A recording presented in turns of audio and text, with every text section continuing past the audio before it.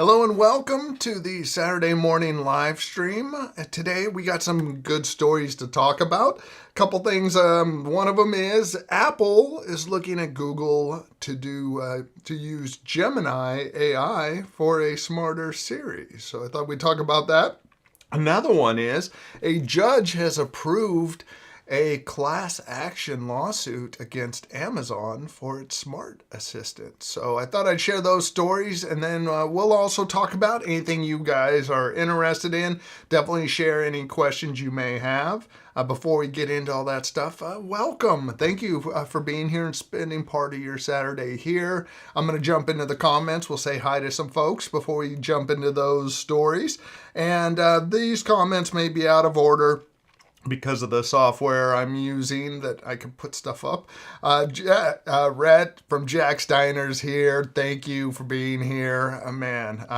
Yeah, I would never dream of leaving a Craig stream early, just saying. So I appreciate it, Rhett. Rhett's one of our channel members. I do a member stream before this one. So if you'd like to support the channel and you would like to join that live stream, every Saturday I do a half an hour stream. It usually runs over a half an hour with the members. And then there is a member Discord where it's just members can talk there. So if you have any questions or anything or want to talk about stuff, it's good for that.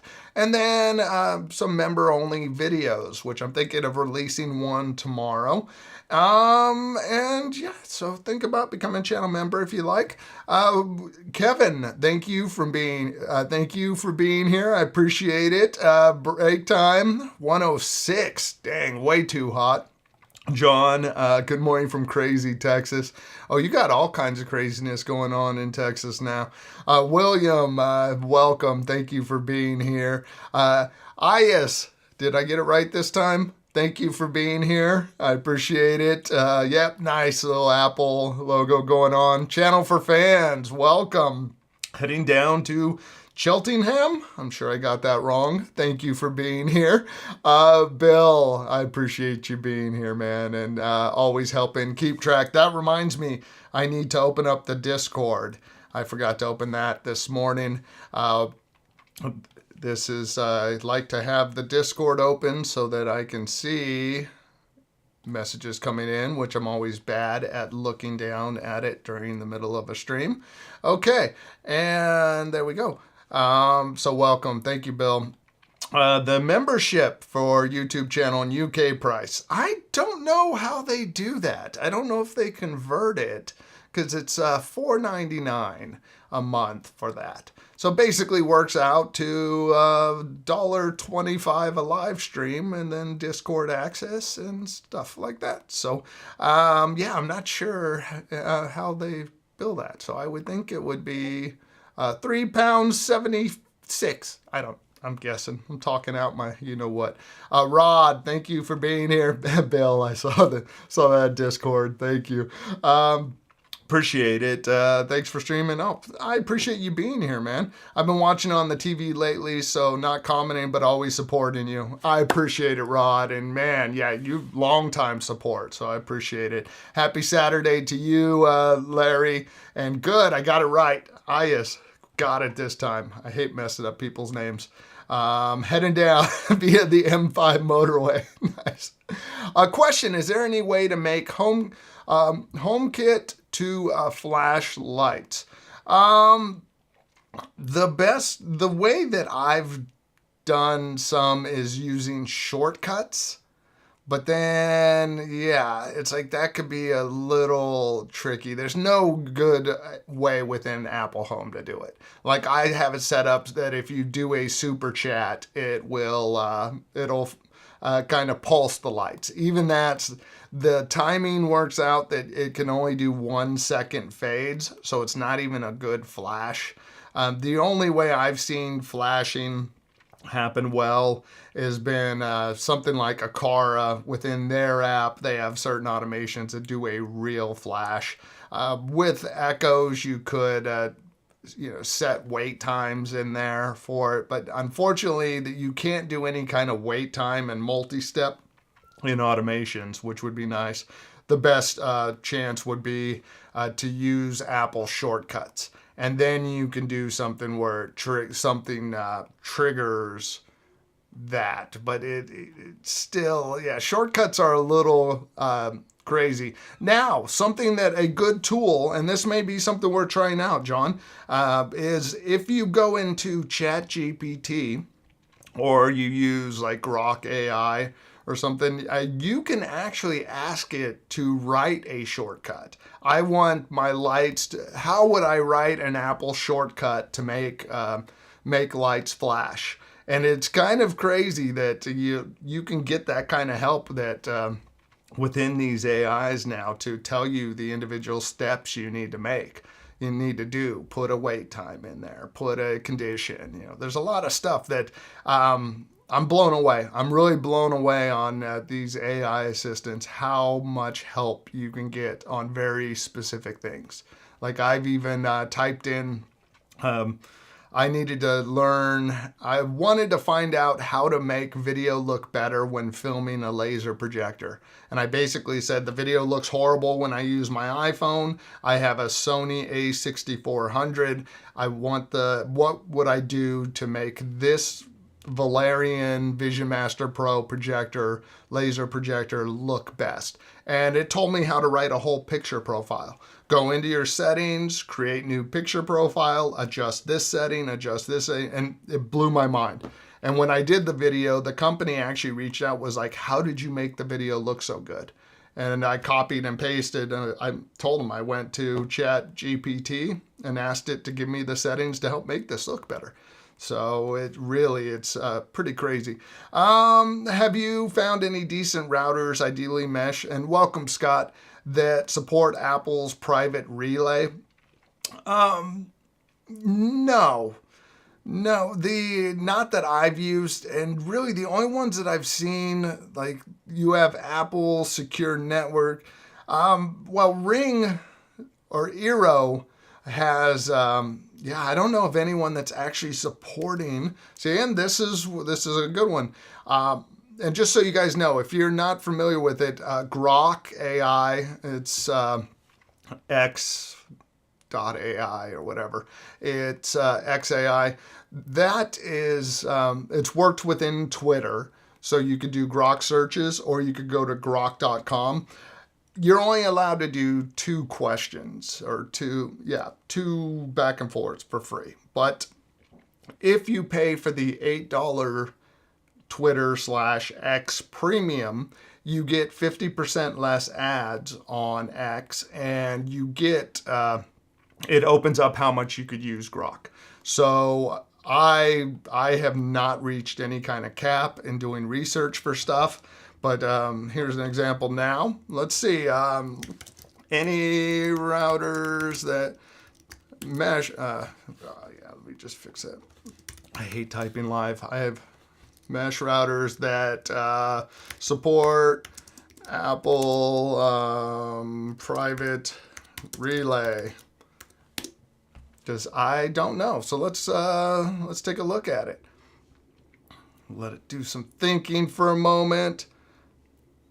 And the thing that's great about Grok is that it will check with X too. So that you get so much more current information. Apple support page, don't list specific compatible routers, but community. Another search is being done for mesh routers compatible with iCloud private relay, which is probably the way Amplify Alien. Yeah, I love this. You see what it's looking for. And Linksys, TP Link. Okay. What do we get? Like this is doing the more, I didn't do the quick answer. This is the more thinking stuff. So a little deeper dive. What's great is you do get all the different sources. It'll show you everywhere that it's looking. Yes, several mesh routers are compatible with Apple Private Relay, meaning they allow it to function without triggering incompatibility warnings or requiring you to disable the feature. Compatibility often depends on whether the router's advanced security, filtering, or parental control features are enabled. The Amazon Eero Pro 6 and 6 Plus Linksys Velop, the Velop Pro 7 or Atlas series, Google Nest Wi-Fi, Nest Wi-Fi Pro, Asus Zen Wi-Fi, Ubiquiti Amplify Alien. The Ubiquiti stuff is great. I would probably at this point, I would probably go with an Eero Pro 7 personally, but something to keep in mind with the Eero routers is initially the Eero Pro 6 didn't support some of the Apple features. But you see, Apple sells systems in their online store, I guess, for Eero. For contrast, some popular mesh systems have reported issues. Netgear has had issues. That's why I'm actually using Netgear Orbi. TP-Link Deco. So that right there, I love this kind of stuff. Like to find that kind of answer by trying to do searching different websites and stuff, that's awesome right there. I think that deserves like 3 thumbs up. So go for it. Give a thumbs up to the live stream if you thought that was cool. It definitely helps out. But yeah, that's some good stuff there. Thank you, Scott. Hopefully that helps out. Just something to keep in mind with the Eero Pro. Like when I got the Pro 6, they didn't have Apple Secure Network, whatever their Apple specific certification initially, but then it came out at a later date. So just double check to make sure your thing is going on. But that right there, to me, that's worth doing. That kind of searching is worth $8 a month to be able to get that kind of detail. And some of the other searches I've done, like for some channel members, one of them was, there was one, we were trying to figure out how to get Ring devices to work with the VPN. And it was a great question that I didn't have any kind of answer to. But by going, we started VPN troubleshooting. So Ring devices do not support VPNs. A car devices typically require local network. It was like basically asking about a car and Ring devices, why they have connectivity issues with VPNs. And it explained split tunneling, which I knew nothing about. But then also supported VPNs. Like these 3 VPNs would work, would be a good option to use split tunneling with.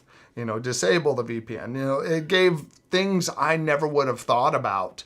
It just shared all this stuff. And that's all part of the $8 a month. So I've canceled ChatGPT Pro and just use Grok at this point. £4.99. Okay, so that keeps it at the same price. Yeah, that's that figures. They don't do any kind of conversion. What do you think of Apple raising the price on Apple TV Plus and maybe losing Friday Night Baseball? One, I couldn't care less about baseball, the Friday Night Baseball. Apple TV Plus, it sucks to see it raise. I get it. Everybody eventually, they're all raising their prices, and you're not going to really find a streaming service that's not doing that. It's just, that's really annoying. I use Apple One, which includes everything. So this is what I'm using. And so it doesn't, I'm sure the price will go up at some point, but it includes everything in the one subscription. So it kind of gets lost in the mix there, and I don't really think about it that much. I haven't seen, I'm sure the price will go up on it. But I think it's a bummer. The thing is, they have such great content. And my big recommendation with this stuff, and I do this myself, is just subscribe to watch the stuff you want and cancel it. Who cares what the price is? Like right now I'm holding out on Paramount Plus because I want to see the latest Star Trek series, but I'm not gonna pay for it. I like watching the Gold Rush and Bering Sea Gold and all that, and it's not available on Discovery Plus at this point. And I canceled my Hulu Live because it was like $96 a month. So in that case, I'm not going to start up live TV again just to watch a show. I'll just wait another month or two. It'll roll over Discovery Plus, and then boom, I'll watch. I'll knock it out. I have to start up AMC again to catch up with some shows I haven't seen in a while. But yeah, I'm like, I don't want to pay more, but I also don't need to keep it on all the time. You could always cancel it and just take advantage, binge watch for a month, cancel that, and then come back when there's a new season of stuff. I do that with CBS or Paramount Plus, AMC, and yeah, those are the two that they just don't have enough content for me to watch all the time. And I totally can see people doing the same with Apple Home. I'm making HomeKit to do things with non-HomeKit device with Home Assistant. And see, Home Assistant might be your best spot to be able to do that in. So now, before we continue, just to break it up a little, I'll get back into the chat. Wanted to share this story with you guys. I thought it was interesting. I read this yesterday one second. I want to be able to, what I'm doing, just to let you guys know why I'm slowing down and stopping. I want to be able to reuse some of this stuff because not everybody likes to watch the live stream and sit through it. So what I did last week is I took all the segment about all the new upcoming Apple updates that were confirmed and made it its own video. So I stopped right now and paused to figure out how I want to transition into this one. So that way I can clip it and make it its own short video. So we're figuring out how to do this. This is a new process for me, so bear with me for a second. So let's talk about, this is new, so I'm trying to figure out the transition, how I would enter this video. So now let's talk about how Apple is considering using Google for its AI to help make a smarter Siri. The smarter Siri that we were supposed to get last year and this year, and it's now not going to come till next year. So Apple is now considering Google Gemini to power its next-gen Siri with an internal AI bake-off underway. So in this story, Apple, if you aren't familiar with the state of our enhanced Siri, it isn't going well at all. Apple has kind of dropped the ball to the point where people have thought about, there's talk of like class action lawsuits. I bought this phone because of Apple Intelligence and it doesn't work. Well, in a recent article from Mark Gurman, and if you're not familiar with Mark Gurman, he works for Forbes, and I believe his segment's called, his article, The Power Up or whatever. It's blocked behind a paywall, and I haven't paid for it. But he put out an article that Apple's now in exploratory discussions with Google about using Gemini to power a revamped version of Siri. Now, with this, if you didn't know, Apple had been working with ChatGPT or OpenAI to use ChatGPT to help with Apple Intelligence. And then there's also discussion of them working with Anthropic, which is another AI model out there. Anthropic does a lot of business AI stuff. And they now have their web version available. And apparently with Claude Opus 4.1, you can now talk to Claude. So I hear Anthropic's great. I don't know a lot about them. I know Amazon is working with Anthropic to get their Assistant Plus version smarter. So Anthropic's good.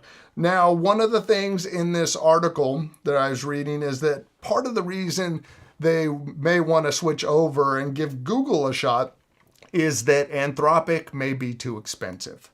So they're looking at Google making a version of the AI. So in this recent article, Mark Gurman reported the iPhone maker recently approached Alphabet Inc., Google, to explore building a custom AI model that would serve as the foundation of the new Siri next year, according to people familiar with it.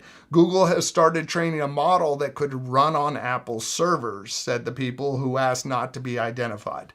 Now that's I thought that was kind of interesting, is that one, Apple working with Google, but instead of Gemini and stuff happening on Google servers, they make a model that works on Apple servers, which makes sense. Google's working with other companies and stuff to create AI models.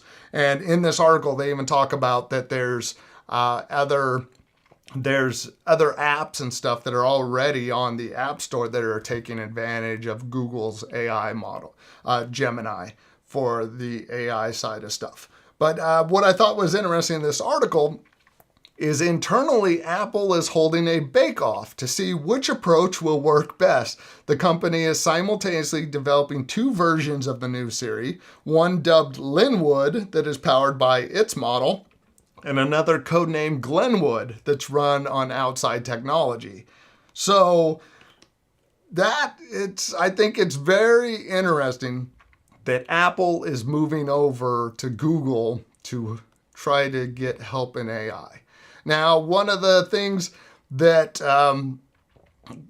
here's one of the comments someone left on this article. This is smart of Apple. Let the money burners make the models and just license out its usage. Could replace the Google search money. It also allows Apple to switch models or switch to their own as they wish. Who knows how algorithms and models will change in the future? Better to have a nice framework allowing switching instead of hitting a dead end. Nice not to see Meta or Grok on the Apple shopping list. So I thought that was very interesting. It makes sense for Apple to license out their AI. To me, it seems kind of weird that Siri would be powered by Google Gemini. But it really does make sense. And let me know, what do you guys think about that? Is that a smart move on Apple's side to license out their AI? Now, and according to this, Apple's looking at using this for an enhanced Siri. They're not looking at using Gemini for Apple Intelligence. Apple Intelligence is supposed to be Apple just dealing with that side. And Apple Intelligence, a big difference in that is Apple Intelligence is meant to work across devices, across apps, and within, I think, deeper within the Apple ecosystem. When it comes to search and information and things like that, then Siri can take advantage of the Gemini side of things, which makes a lot of sense. You know, Google's Gemini, when you do a search and you get those AI results under Google, there's a lot of great information in that. So another thing, meanwhile, Apple has reportedly begun testing its first trillion parameter model that would be much more powerful than its existing 150 billion parameter models. So what, almost 10 times more powerful? Yeah, you start to get into numbers this big, and what does that even mean at this point? Who knows what that is? But overall, I thought this was an interesting article that it's smart. Apple never created a search engine of their own. They just went over to Google, and Google paid them a lot of money to be the default search engine.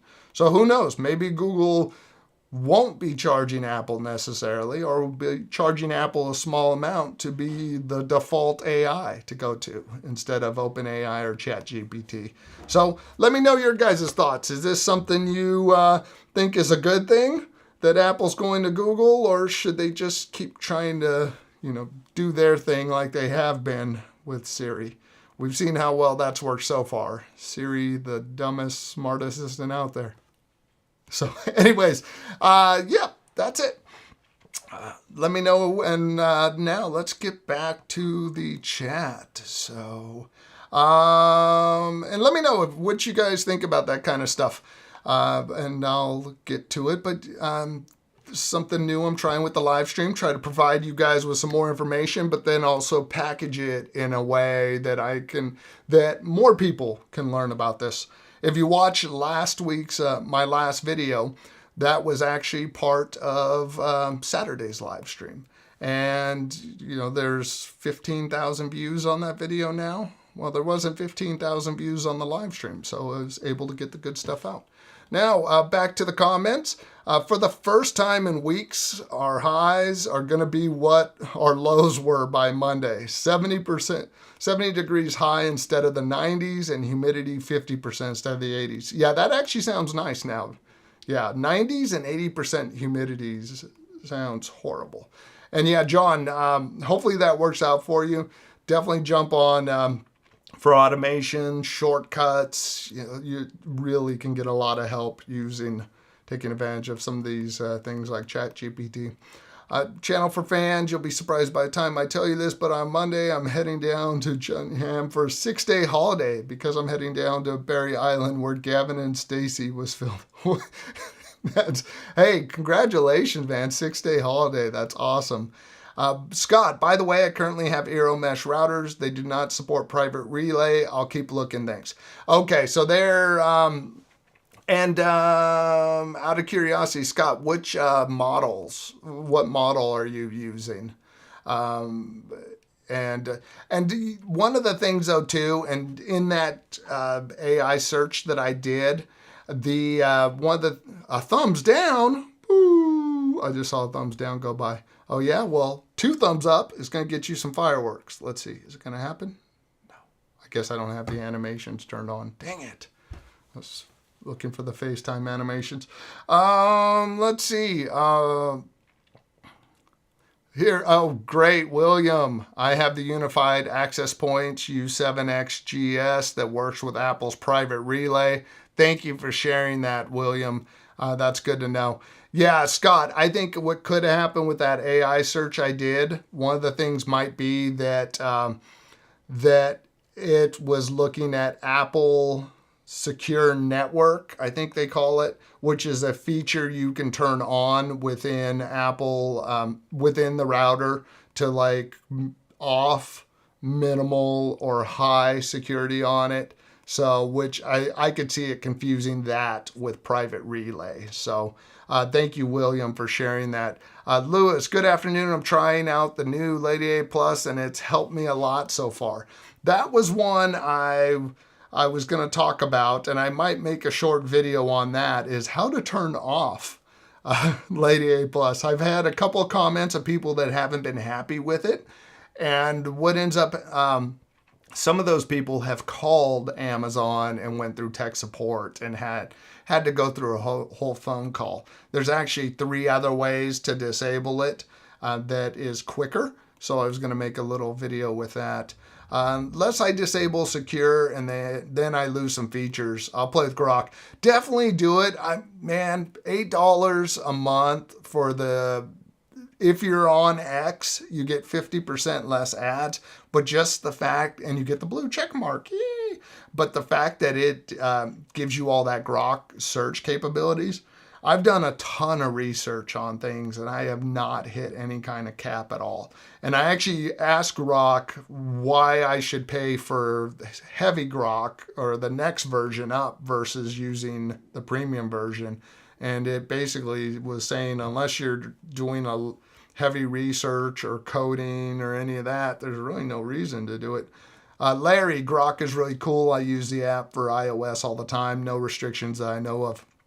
And do you have Premium Plus or anything, or is it just opened up on that? I haven't used it.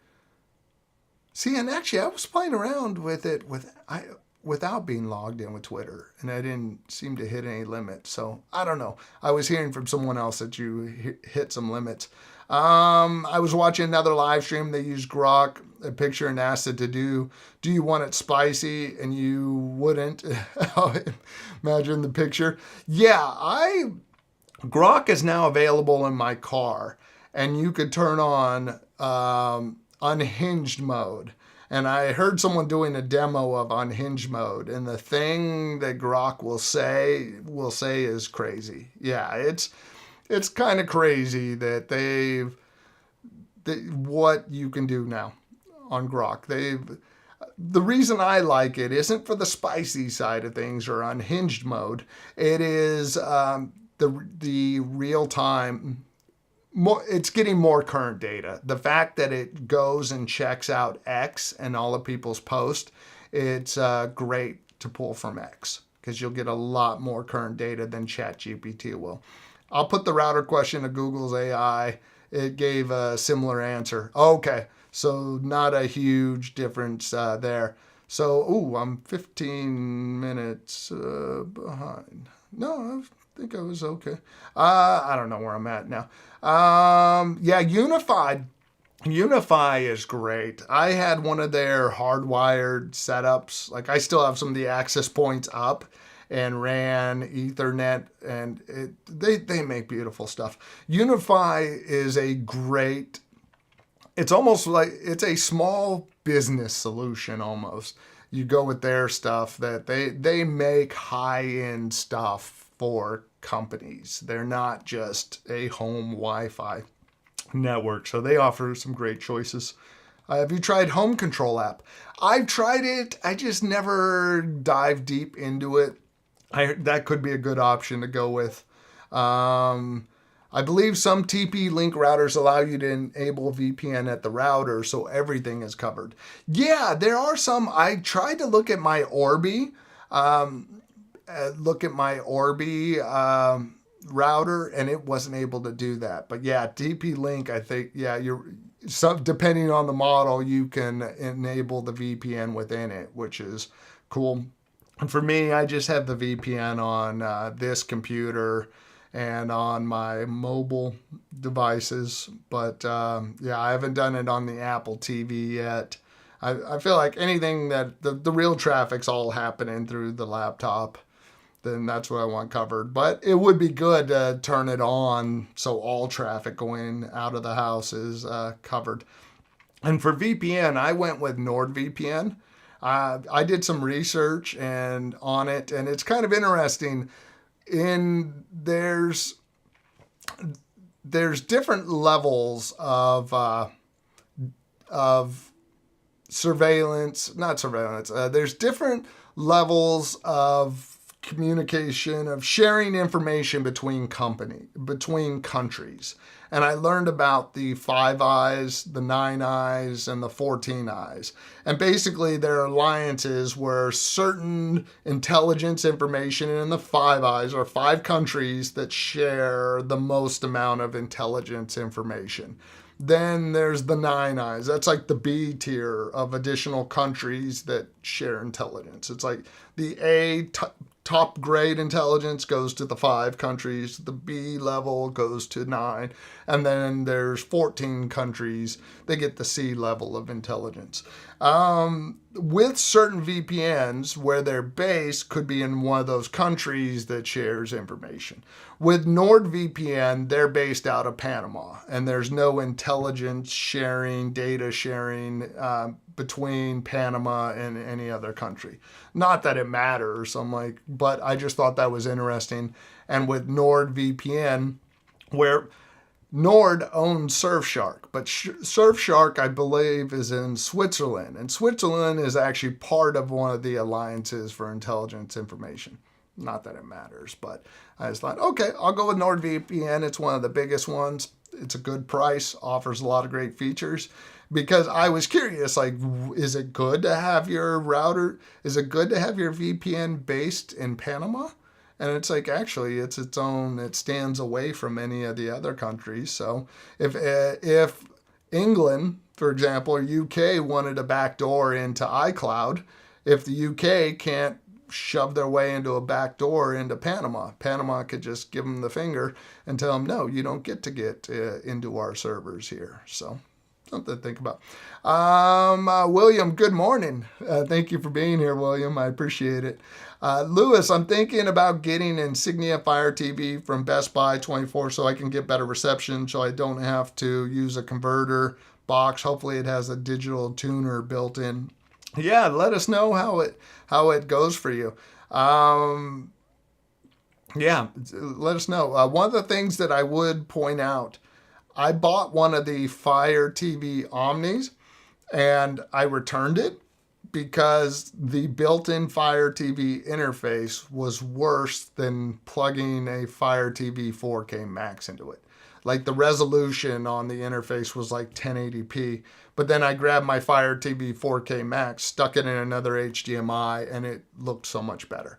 So if you want to have Fire TV built in, you might be better served by getting just a Fire TV stick separately and picking a different brand TV if you want. I wouldn't let Fire TV interface be a buying consideration after that. Like this was a 50-inch Omni, QLED TV. And I'm like, it looks horrible. So I returned it and got my wife an LG instead. And thank you, Bill, for the heads up. Scott, LandPet has a YouTube vid on TP-Link BE63 and mentions it supports VPN on the router. That's good to know. I did have a TP-Link set up, but I haven't checked it out. I wouldn't recommend ITVX or Channel 4 for some reason because it's charging me a ridiculous price for just a membership. Yeah, that is, they could pick the prices on those, and it's kind of crazy. The more that humanity, hey, Wolf's friend, more that humanity uses AI, the less able it'll be able to think for itself. That is definitely, there's videos of people that have run their life off of ChatGPT. I watched a whole video and people talking about how it went down and they were like crushed. I didn't know what to do. I lost my therapist. I lost all, it was a ridiculous video to see how some people reacted to losing AI and how much of their life they've let AI take over. Picking outfits, serving as a therapist, all these different things. For me, I want it for like factual research and diving into things. I take it that this streamer doesn't interact with the chat. Oh, I interact with the chat. It just takes me a little while. I interact to the point that I get behind on it. So you'll see. Like right now, I think I'm just 15 minutes behind. Lawrence, I'm super disappointed that Apple couldn't come up with their own AI. If I wanted my stuff on Google servers, I would just use Google stuff. I use Apple specifically to stay off of Google. Yeah, Lawrence, I can appreciate what you're saying. The only thing in reading that article that I think is interesting is that, not the only thing, the thing I think is interesting is they're working on a model that works on Apple servers. That's the thing that doesn't sketch me out as much, is that they, according to the rumors, Google's developing a model. So it's like, yeah, you do all the hard work, we take it and we put it behind our wall. So if that's the case, not so bad. Apple likes to let others develop something, then use a perfected version. Hey, Samsung has been beta testing folding phones for 8 years now. So that now Apple's like, okay, we're ready. You've got it to the point that we're okay with it now. Yeah. Basically, Apple lets Samsung beta test all the phone features, and then when they feel like Samsung's got it dialed in, then Apple comes in and will do it. Lawrence, yet here, you're using Google and give them your information. So that is... Yeah, it's, well, and that's one of those things, like, I try to look at the model of a company. Where do they make their primary revenue? What's it, like for me with Echoes and stuff, I knew Amazon's money was coming from me shopping at Amazon. When it started to be that one of their most profitable departments was advertising, that has pushed me away. And with Google, I'm only going to go so far down the rabbit hole with them because at the end of the day, their business model is advertising. Larry, I think Apple Oncologist is still a year away. Oncologist is good, and it's good to supplementing it with something. Google Gemini makes sense. It's pretty solid and free for users on iOS as is. Yeah, and I mean, they've already had a certain partner. Well, they've had a partnership with Google for years. For innovation, I think that Apple should explore other companies to assist them in the areas that they're lacking in. Yeah, because we see how well Siri's been working out for them so far. True, but still, I try to stay off of Google servers as much as possible. And that's one of those things where I debated moving over Dropbox to see if Google Drive made more sense or OneDrive made sense. And one of the things I didn't like was the fact that Google and OneDrive, they scan your documents to make sure there's no inappropriate material. And it's like, okay, no. You're like, we'll just take a once over on this. Okay, you don't have the bad kind of material in your account. I'm like, yeah, I know I don't have the bad kind of material, but I don't need you double checking where like Dropbox doesn't do the once over. Michael, Juliet would like to know what's the best desktop virtual pet and will AI make this better? I do not know any desktop virtual pets. I would think your best shot for virtual personalities and stuff. Grok has their own that they've introduced, but desktop wise, I don't know. ChatG, like there is no Grok app or desktop app yet, which everything's browser based. ChatGPT is the only one that I know that has an actual or is one of the ones that has a desktop version, and but I haven't used it in a bit now. But you could talk to it and stuff, but I don't know how much. I guess you could ask it to be a virtual pet for you. Aero 6 Plus, Scott, Aero 6 Plus, I've been happy with coverage and speed. Good. Yeah, Aero 6 Plus. If I were to buy a new router at this point, it would be one of the Aero routers.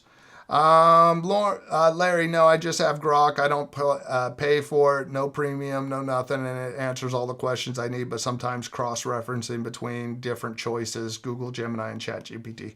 Cool. That's good. I had heard from one, and I don't know if it was a web browser limitation, but one of our channel members said they were only able to ask 2 questions. Oh, Scott, by the way, I love the vid on dumping Lady A, Amazon. Now I just have to save up some money to replace my 5 Echoes and 20 Link devices that don't support HomeKit. Thank you very much, Scott. Yeah. Well, and that's the thing. If anybody's thinking about buying their first HomePod Mini, and this is my recommendation is start off, if you want to try Apple Home, you buy one HomePod Mini. And you do what devices work within that. You start writing some automations in there. You access your different apps, your Apple information. Like I pretty much have an Echo and a HomePod in each room. Like in my kitchen, there's a HomePod Mini and an Echo Dot there. In the living room, there's a full-size HomePod and then there's an Echo Spot.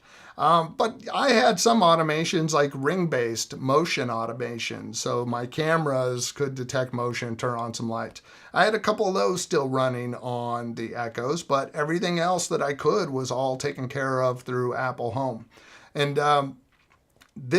September 9th is supposed to be Apple's upcoming event, and Apple is supposed to be releasing an updated HomePod Mini.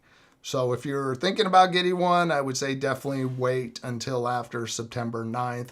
But you can have them run simultaneously. And thank you, Bill. Yeah, I'm still 15 minutes behind. Idiocracy, the blueprint of what could happen to us. It's really kind of insane how crazy things are. No, really, am I already caught up? How'd that happen? Who is the arbiter of what bad content is? Current administration, local church, Google? Yeah, that's one of the things that I forget the name of it. The Mothers of Concern? No, is that what? There's a group in Australia. I think it's Australian. Australian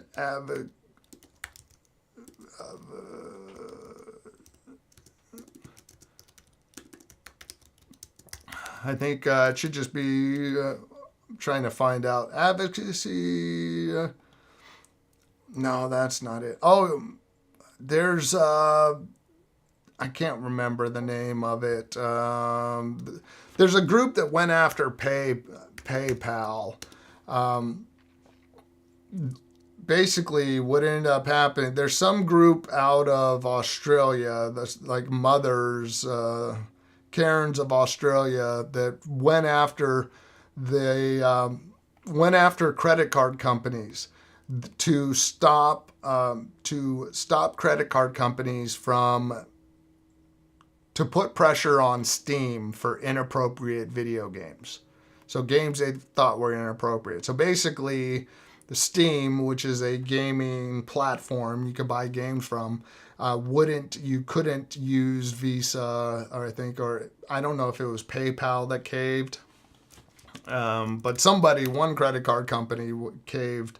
Oh yeah, that's what it is. Collective Shout. What is going on with an Australian group called Collective Shout removing games from Steam and other online venues? So basically, collective Karens determined that certain games were not okay, so they put pressure on payment companies.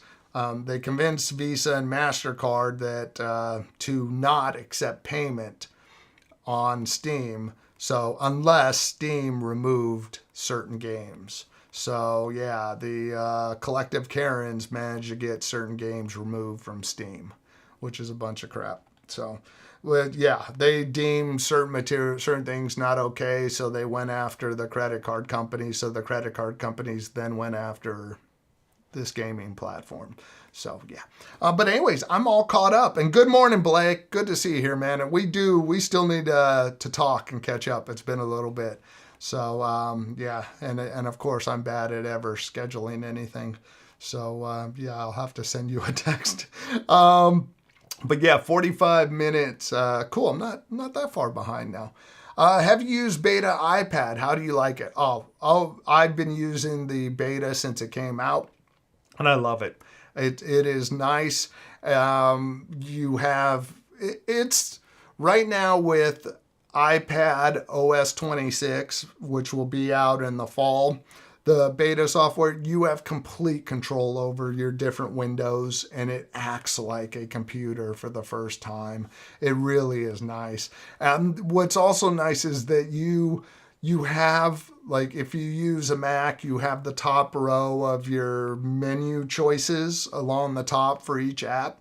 If you swipe down from the top, you'll see those different menu choices there. So instead of having to hit like 3 dots that brings up another window and all these different layers to find stuff, most of the things, if you don't see it on the screen, a little swipe down and you see a normal menu on there.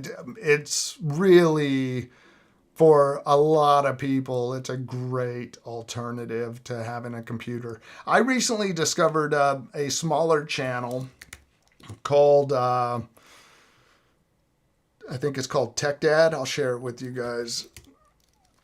And he has switched over to just all iPad. So if you've thought about switching over to an all iPad setup, this guy, and he talks about some of the beta, gets into the iPad OS beta stuff in there, but is a massive waste of money for some people. Okay. But yeah, I'm going to put a link to this guy's channel in here. Great information, because he uses only uses an iPad. Doesn't have a Mac anymore. He just went 100% iPad. And he actually said, he made a video that's titled 3 Things My iPad Pro Can't Do That Makes Me Want to Rip My Hair Out.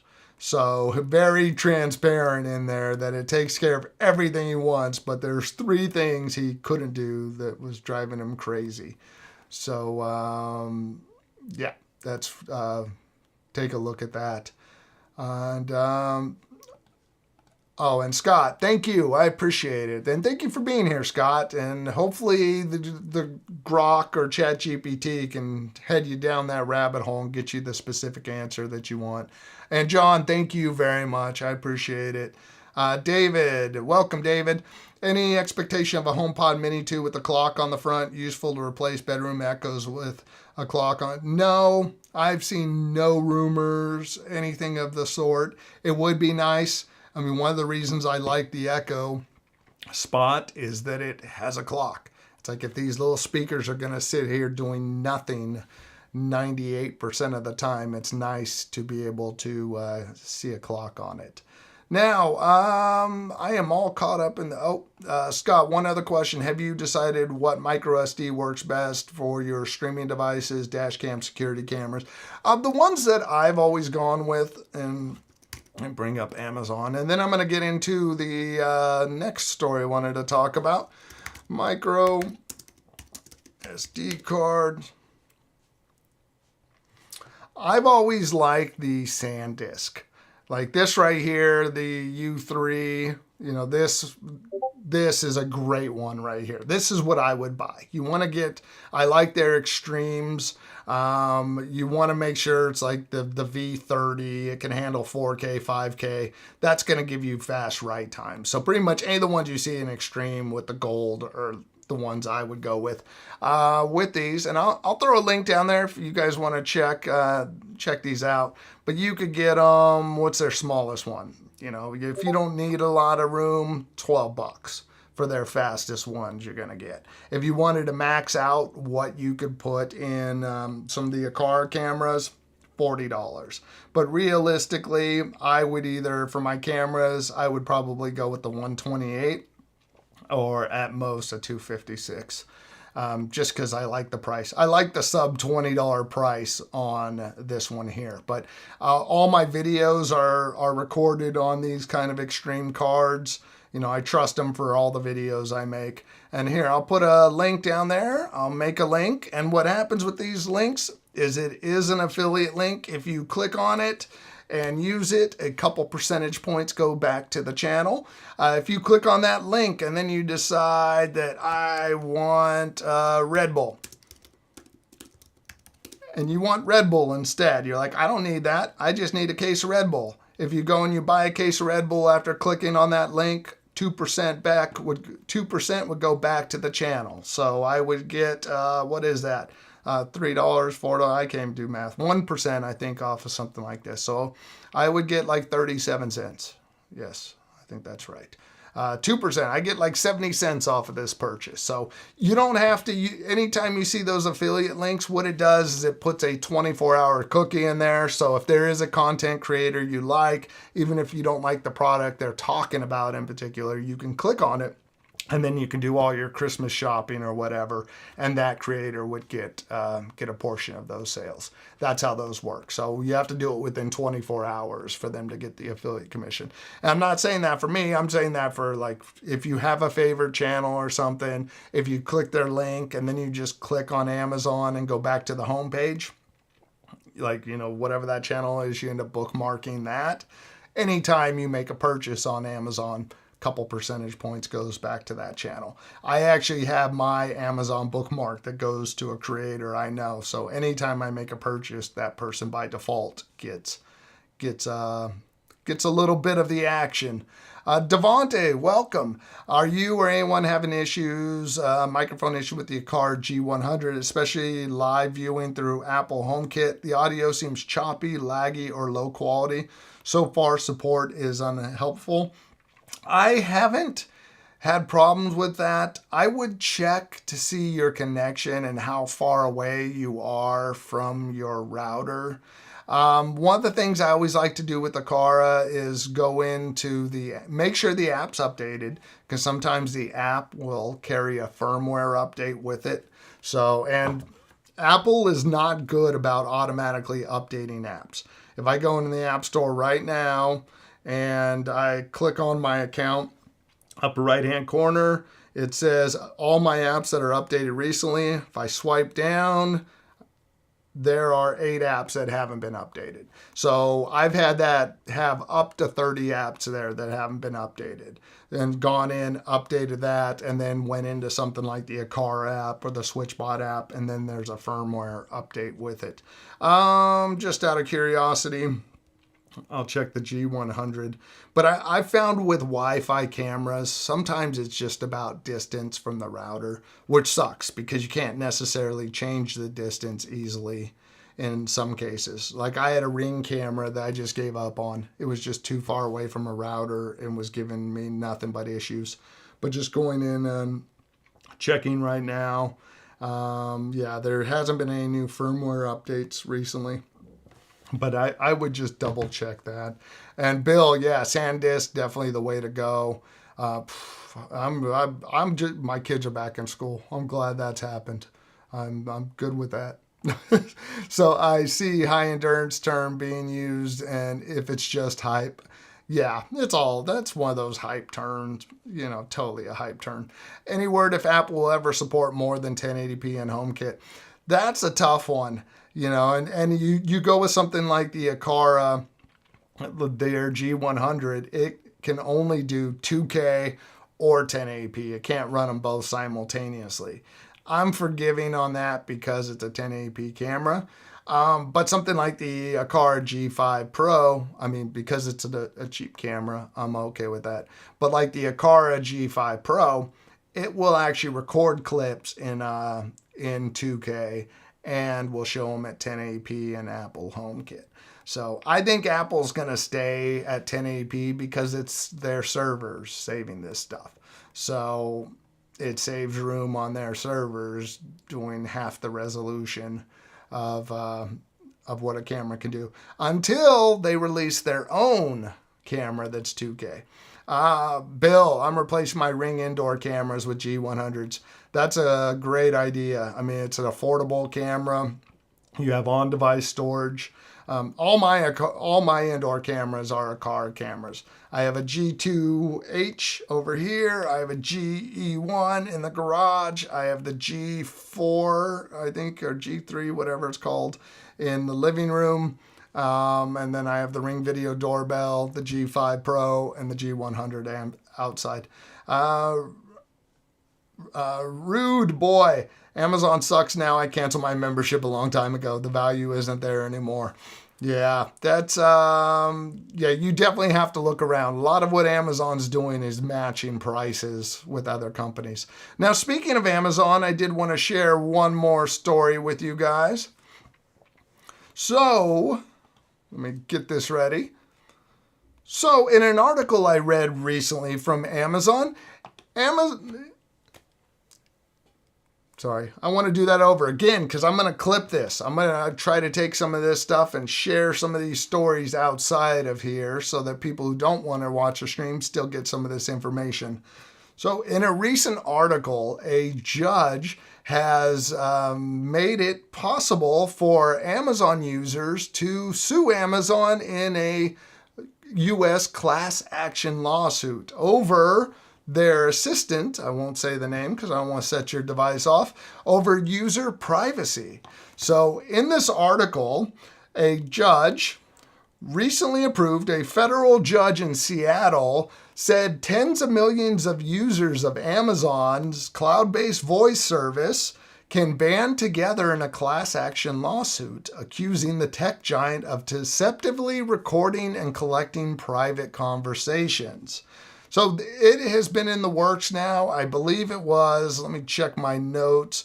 I believe, yes, in 2021, this was first brought up that Amazon was being sued for privacy concerns. That it has finally made its way to this judge in Seattle that has said that tens of millions of users can now sue Amazon in a class action lawsuit. What they're alleging is that the tech giant secretly recorded and stored private conversations without consent, and they have they've accused Amazon of violating Washington's Consumer Protection Act by recording conversations and storing those conversations without user consent, even when there was no wake word used. So one of the things they've claimed is the plaintiff said Amazon illegally and surreptitiously, I can't even speak, intercept billions of private conversations through false wakes or unintended activations triggered by words like unacceptable or election. Think about that. If that was actually true, that there was that if your Echo heard the word election, it started to save recordings. That Amazon is fighting and saying that that's not possible. That the plaintiff cannot prove that there was any wake words, unintentional wake words recording conversations.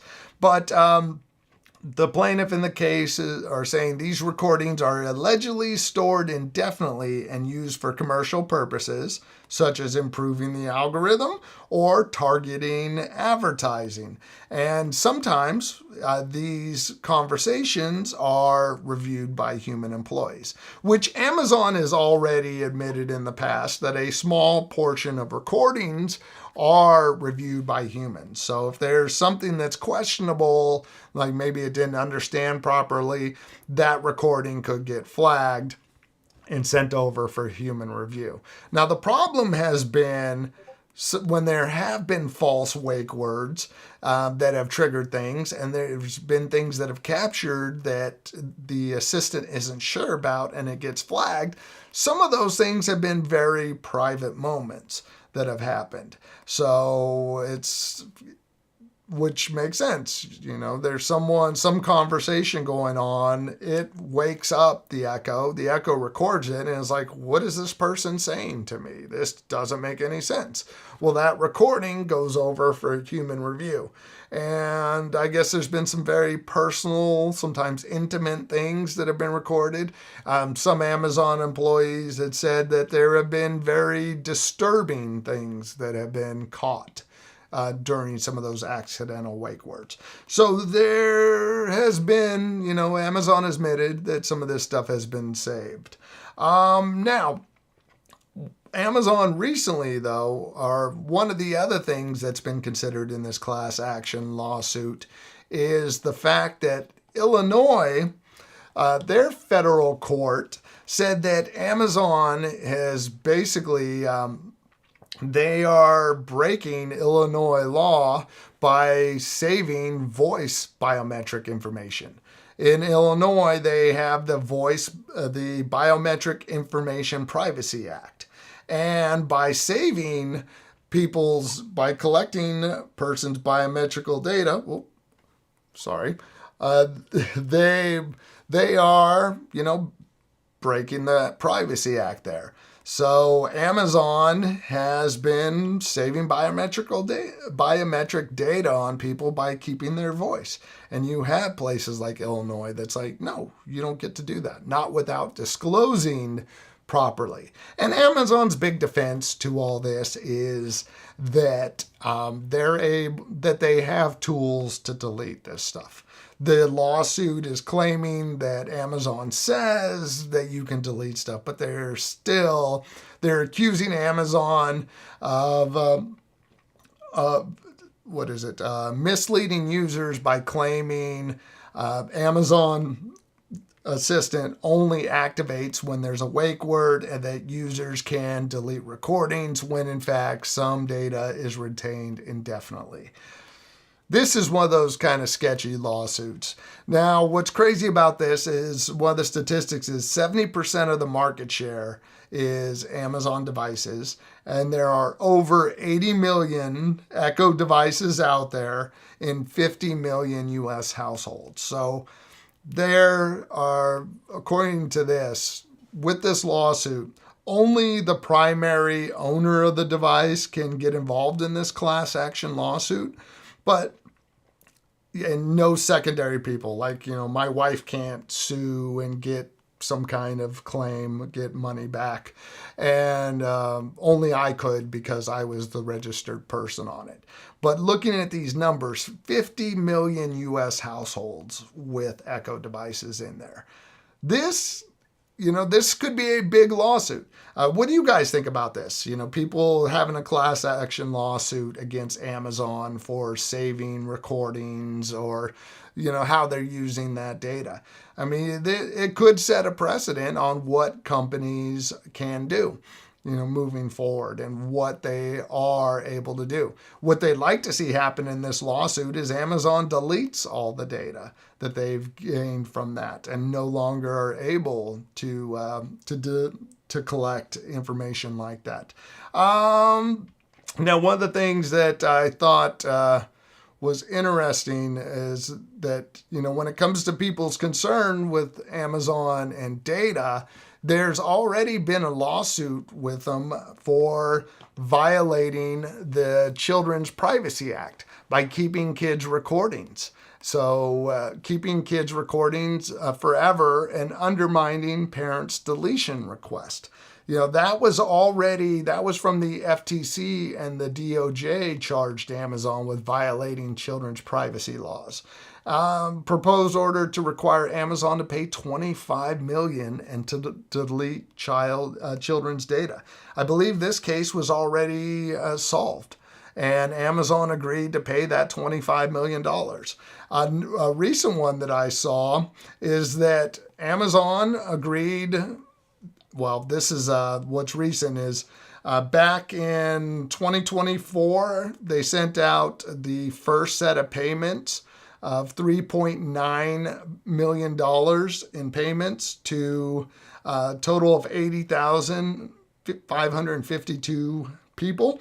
And what this was is Amazon was sued because Ring, Amazon owns Ring, but the FTC says that Ring's failures let employees have too much access to customers' videos and made accounts vulnerable to online attacks. In some cases, hackers took control of customers' accounts, cameras, and videos.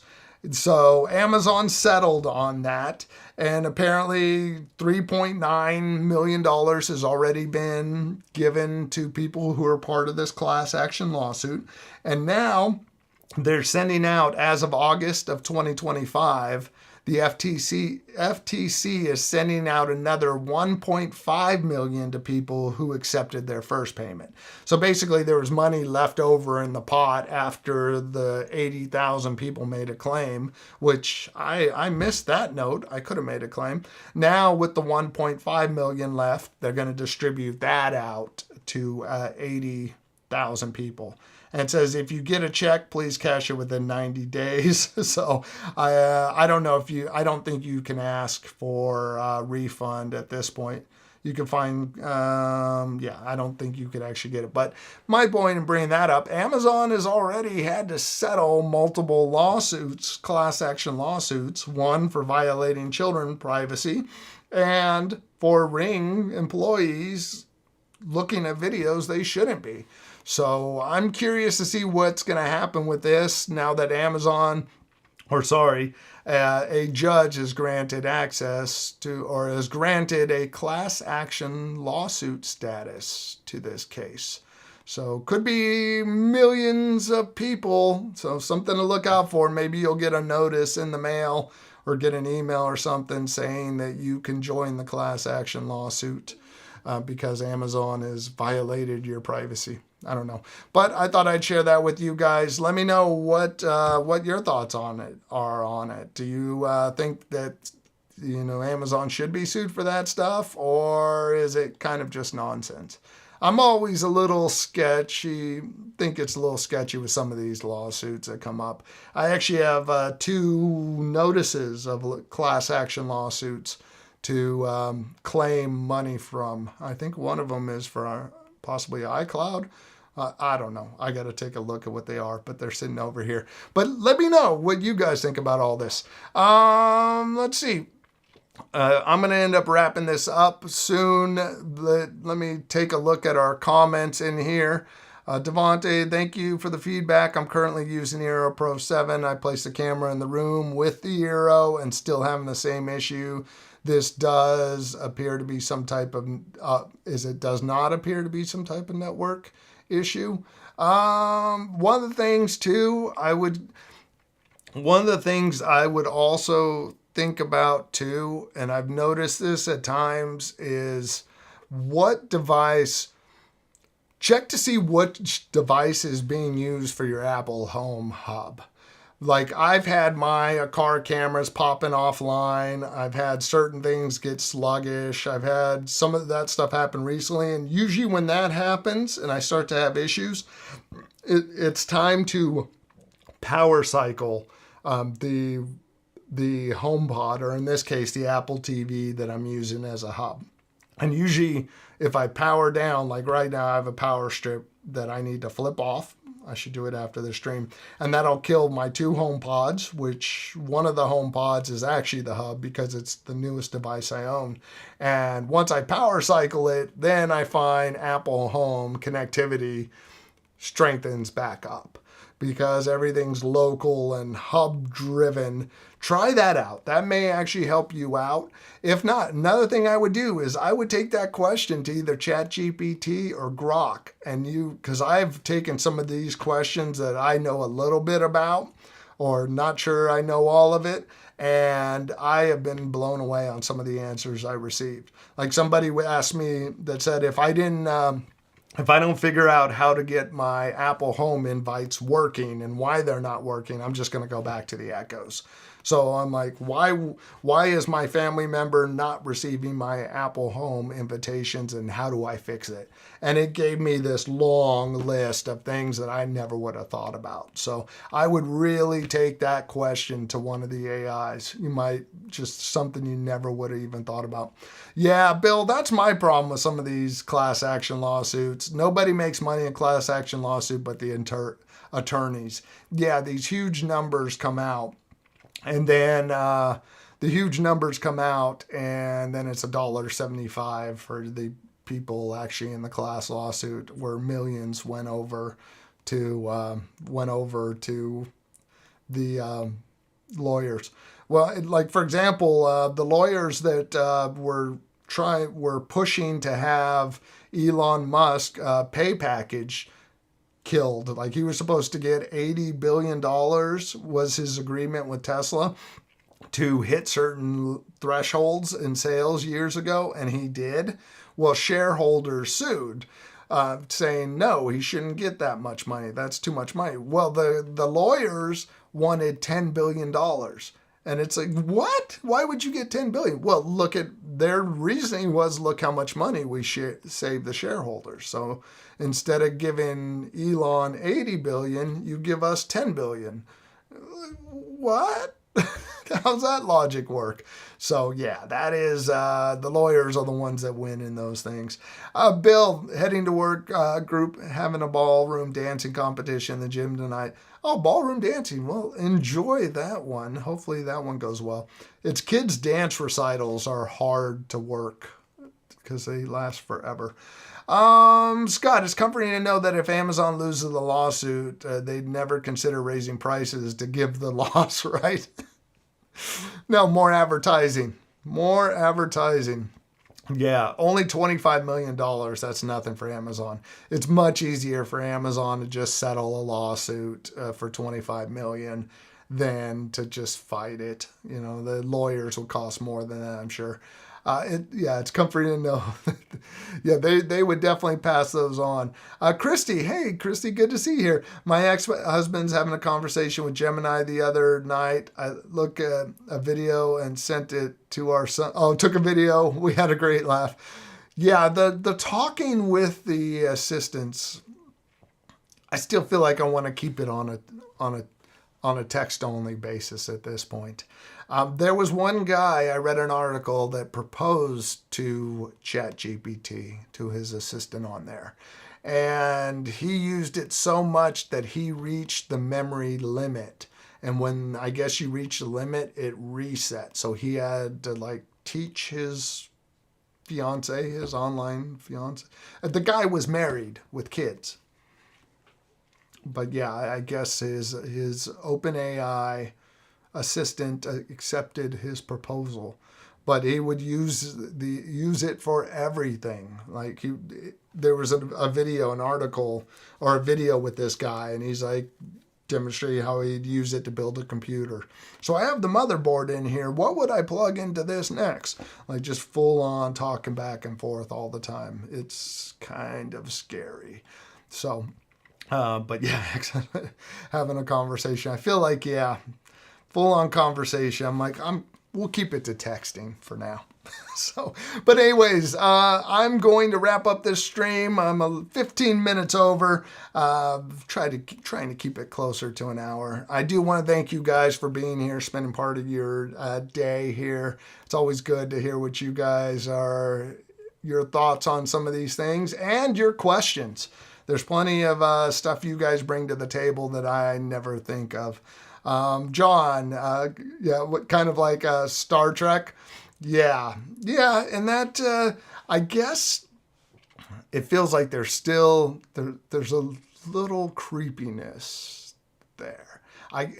Star Trek was good for, like, it was with our echoes, the echoes and home pods. It's asking for information and receiving information or executing a command, but we never saw Captain Kirk just like, so what are you thinking, computer? I'm having trouble at home, like I feel like my kids just don't like me anymore. Like, what do you do to help connect with teenage, like Captain Kirk wasn't having conversations with it.